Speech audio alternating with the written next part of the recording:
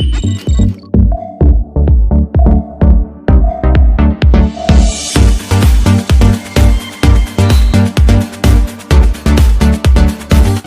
students, I am Dinesh Singh, the teacher of English in Kanhaiya Study Point.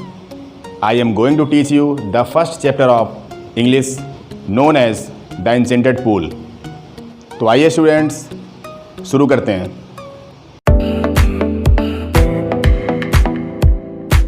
इस पाठ में जब हम नाम इसका पढ़ते हैं द एंचेंटेड पूल यानी कि जादुई तालाब, तो इसका मतलब ये है कि एक ऐसा तालाब है जिसमें कुछ खास है, इस पे कुछ ऐसा खास है जो अन्य तालाबों में नहीं है। जी हाँ, बिल्कुल यह तालाब अन्य तालाबों से एकदम डिफरेंट था, एकदम अलग तालाब था। इसका पानी एकदम क्लियर था, अर्थात स्वच्छ पानी था बिल्कुल। यहाँ का एटमॉस्फेयर बिल्कुल पीसफुल था। Nobody was looking around the pool. सिर्फ आसमान में उड़ते हुए पंछी ही दिखाई पड़ रहे थे, बाकी सब जगह शांत माहौल था।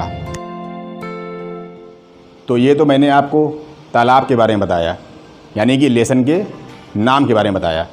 अब मैं आपको बताऊंगा इस लेसन के राइटर के बारे में, यानी कि जिन्होंने इस लेसन को लिखा है। उनका नाम है चक्रवर्ती राजा गोपालाचारी। इसमें स्टूडेंट्स आपको कन्फ्यूज़ होने की कोई ज़रूरत नहीं है कि मेरे में लिखा है चक्रवर्ती राजा गोपालाचारी और किसी के में लिखा है सी राज गोपालाचारी, मतलब राजा गोपालाचारी या फिर राज गोपालाचारी। इसमें कोई अंतर नहीं है। So don't be confused about that, Rajagopalachari या फिर राज गोपालाचारी। राजा गोपालाचारी भी सही है, राज गोपालाचारी भी सही है। आप दोनों में से कोई भी एक लिख सकते हो, कोई प्रॉब्लम नहीं है। मैं आपको एक सजेशन देना चाहूँगा कि जब कभी भी आप आंसर लिखें, लॉन्ग आंसर जब भी लिखें, जिस किसी लेसन का भी आप लॉन्ग आंसर लिखें तो उस लेसन के राइटर के बारे में थोड़ा सा उस आंसर में ज़रूर लिखें। ये नहीं कि आप सीधे स्टोरी के बारे में या फिर जो उस क्वेश्चन में पूछा जा रहा है उसके बारे में लिखना शुरू कर दें। मोस्टली ऐसा करते हैं बहुत से स्टूडेंट। चलिए अब मैं आपको बताता हूँ कि राजा गोपालाचारी कौन थे, means who was Rajagopalachari who has written this lesson known as the enchanted pool. Chakravarti Rajagopalachari 1878 में इनका जन्म हुआ था एवं 1972 में इनकी डेथ हो गई थी, अर्थात ये स्वर्गवासी हो गए थे। ऑक्यूपेशन से ये एक लॉयर, राइटर एवं पॉलिटिशियन थे। चक्रवर्ती राजा गोपालाचारी के साथ साथ इन्हें राजा जी या CR से भी जाना जाता है। ये एक लॉयर यानी वकील, राइटर यानी लेखक, पॉलिटिशियन मतलब राजनीतिज्ञ, फ्रीडम फाइटर मीन्स स्वतंत्रता सेनानी, फिलॉसफर अर्थात दार्शनिक, द फाउंडर ऑफ स्वतंत्र पार्टी यानी कि स्वतंत्र पार्टी के संस्थापक थे। साथ ही साथ भारत रत्न अवार्ड, जिसे highest civilian award of India कहा जाता है, सबसे पहले इन्हीं को ही मिला था। इसके अलावा ये अपने समय में इंडिया, जिसे एक कल्चरल कंट्री माना जाता है, उसके गवर्नर जनरल, होम मिनिस्टर और तमिलनाडु के चीफ मिनिस्टर भी रहे। ये अपने चाइल्डहुड से बुक्स, नॉवेल्स, उपनिषद्स और रिलीजियस बुक्स पढ़ने के शौकीन थे।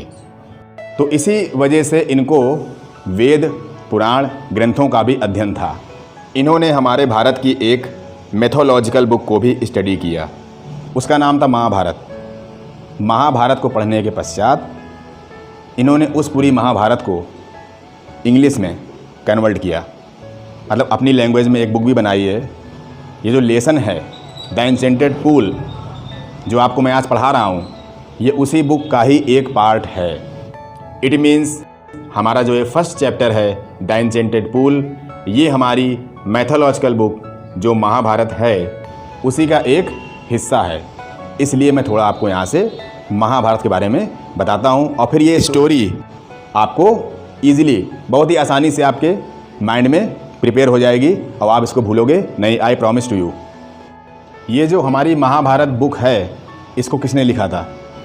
स्टूडेंट्स, हमारी इस धरती पर आज से लगभग 3000 ईसा पूर्व महर्षि वेदव्यास जी का जन्म हुआ। इन्होंने इस वर्ल्ड यानी संसार में रहने वाले अपने समय के अच्छे लोगों, उनके गुणों विचारों तथा बुरे लोगों के अवगुणों एवं उनके दोषों का आत्मचिंतन किया। और ये सब चिंतन करने के पश्चात में उनके मस्तिष्क में एक कथा जागृत हुई, यानी उनके मस्तिष्क में एक कथा जागृत हुई। इस कथा को ही महाभारत कहा गया। But Maharshi Vedvyas had become old, so he was not in position to write this mythological book. अपनी ओल्ड एज के कारण इनका इसे लिख पाना दैट वाज इम्पॉसिबल। इसलिए ये कैलाश पर्वत गए भगवान शिव के पास। कैलाश पर्वत जाकर ये भगवान शिव से मिले और उनके पुत्र गणेश जी द्वारा इस महाभारत कथा को लिखने के लिए अपना प्रस्ताव रखा। इस प्रकार लॉर्ड गणेशा अर्थात भगवान गणेश जी के द्वारा यह महाभारत पुस्तक लिखी गई, जिसे हिंदुओं का द बेस्ट मिथोलॉजिकल एपिक भी कहा जाता है। यह कथा थी दो क्षत्रिय परिवारों की। एक परिवार था पांडव और दूसरा परिवार था कौरव। साथ ही साथ यह कथा थी उस महायुद्ध की भी जो पांडवों और कौरवों के बीच लड़ा गया।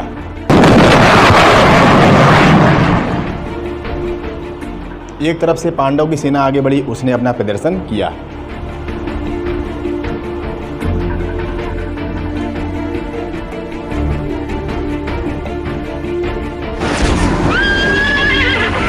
और दूसरी तरफ से कौरवों की सेना आगे बढ़ी और उसने भी अपनी ताकत को दिखाया।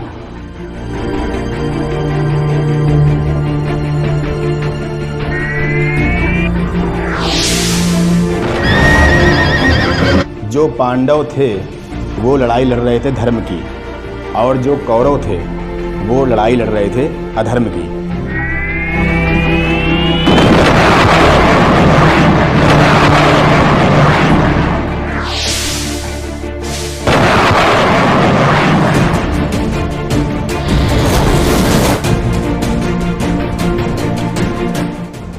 महाभारत का यह भीषण युद्ध लगभग 18 दिनों तक चला।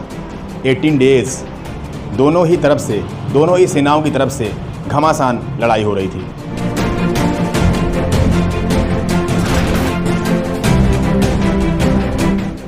इधर से भी योद्धा मर रहे थे, उधर से भी योद्धा मर रहे थे।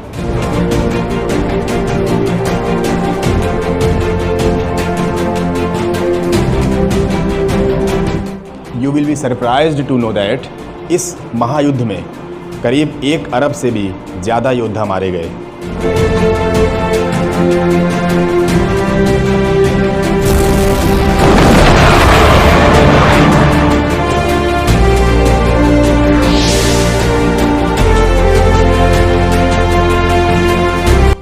Finally Pandava won the battle of this Mahabharat. आखिरी में जीत हमेशा सच्चाई की ही होती है, इसलिए लास्ट में पांडव ही इस युद्ध को जीते।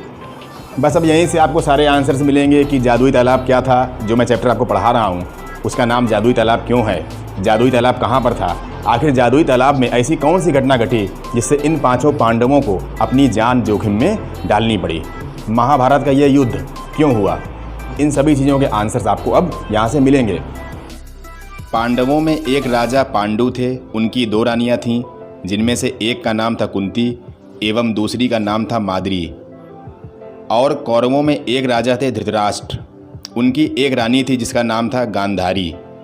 पांडवों में राजा पांडु की प्रथम रानी कुंती के 3 पुत्र थे एवं दूसरी रानी माद्री के 2 पुत्र थे। इस प्रकार पांडवों में कुल 5 पुत्र थे। दूसरी तरफ कौरवों के राजा धृतराष्ट्र की रानी गांधारी ने महर्षि वेदव्यास जी के आशीर्वाद से एक साथ 100 पुत्रों को जन्म दिया था। पांडव सीधे साधे थे, काइंड हार्टेड थे, जेंटलमैन थे, यानी इनकी जो क्वालिटीज़ थी सारी की सारी वो सारी पॉजिटिव क्वालिटी थी। लेकिन कौरव बहुत ही ज़्यादा सेंसलेस, प्रिंसिपललेस, घमंडी थे, मीन माइंडेड थे। ये निगेटिव क्वालिटीज़ का समझो एक तरीके से स्टोर हाउस थे। इनके अंदर सारी क्वालिटीज़ निगेटिव थी। ये पांडवों को हर तरीके से किसी न किसी आर्गूमेंट्स पर या किसी कन्वर्सेशन पर हमेशा नीचा दिखाया करते थे। ये पांडवों से जानबूझकर आर्गूमेंट्स करते थे और उनसे झगड़ा कर लेते थे बात बात पर। पांडव चूँकि काइंड हार्टेड थे इसलिए इनकी हर एक चीज़ को एक्सक्यूज़ कर देते थे, क्षमा कर देते थे। इसी बात का कौरव फ़ायदा उठाते थे। एक दिन कौरवों ने पांडवों के साथ चौपड़ का एक गेम खेला। इस गेम में कौरवों ने पांडवों को चीटिंग करके हरा दिया, यानी उनके साथ चीटिंग की और चीटिंग करके हरा दिया। कौरवों ने इस गेम में एक कंडीशन रखी थी, यदि पांडव हार जाएंगे तो पांडव की पूरी प्रॉपर्टी और उनके सारे महल सब कुछ कौरवों का हो जाएगा। तो इसी कंडीशन के अनुसार कौरवों ने पांडवों से वो सब कुछ ले लिया। इस प्रकार पांडव उस जुए में अपना सब कुछ हार गए, जिसकी वजह से पांडवों को 12 वर्ष का वनवास और 1 वर्ष का अज्ञातवास दिया गया। इसी कारण पांडवों को अपना घर छोड़ना पड़ा और यहाँ से स्टार्ट हुआ इनका एग्जाइल। बेचारे पांडवों को जंगल जंगल भटकना पड़ा, उन वाइल्ड एनिमल्स के बीच जो उस जंगल में रहते थे। जंगल में ही एक एकांत स्थान देखकर इन्होंने अपना आशियाना बनाया, वहीं रहने लगे। जंगल की लकड़ियों को इकट्ठा करके आग जलाकर खाना बनाते थे। इस प्रकार अपना जीवन यापन करने लगे। स्टूडेंट्स, शायद आपको पता नहीं कि जब ये घर से निकले थे तब इनकी पत्नी भी इनके साथ थी, अर्थात इस वनवास में पांडवों के साथ इनकी पत्नी भी थी जिसका नाम था द्रौपदी।